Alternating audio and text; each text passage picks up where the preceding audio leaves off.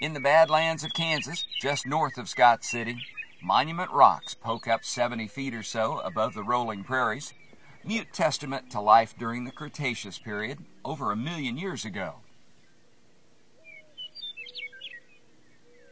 This area along the Smoky River-Niobrara Chalk Formation is world famous for extraordinary fossil deposits, many of which are quite large.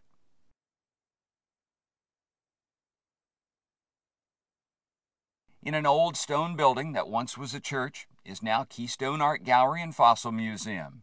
Here, expert fossil detectives Barbara Shelton and Chuck Bonner are living their American dream.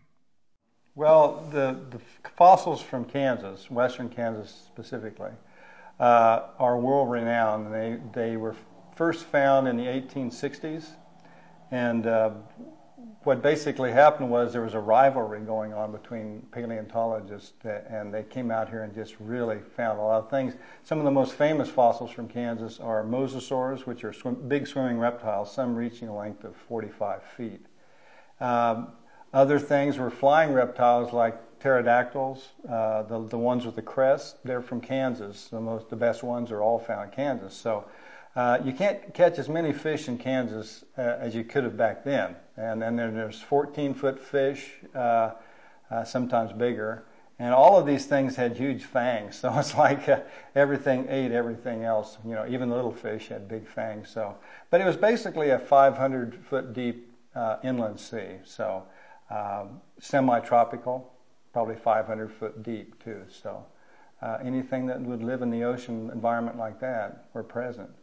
So what we're trying to do is get an example of every kind of fossil that is in the Niobrara Chalk Formation into the gallery. Some of them are so rare that if you have parts of them, you're doing fine. However, we have some excellent examples of mosasaurs, Xiphactinus, pteranodons, and various fishes, and a few bird fossils also. And it's also to educate people what is out here and give them a history of this area. This is a Xiphactinus fish too. This is the same type of fish as hanging up on the wall. This is probably probably a 12-foot fish, maybe a little under. But what was nice about this one is we were able to open mount the skull so you can see both sides. And if you see how narrow it is here, the reason why that is narrow like that is it was laid flat at one time, so the pressure of all the tons of sediment squeezed it flat. But what's nice about this is the way it was found, so the mouth was open, so we were able to do an open mount thing with it. It shows both sides of it. But Barb found this, and she found it by the vertebrae sticking here, and so all the body was washed away. So we knew it was just the skull, but pretty impressive skull anyway. Because you can get up close and personal to this one.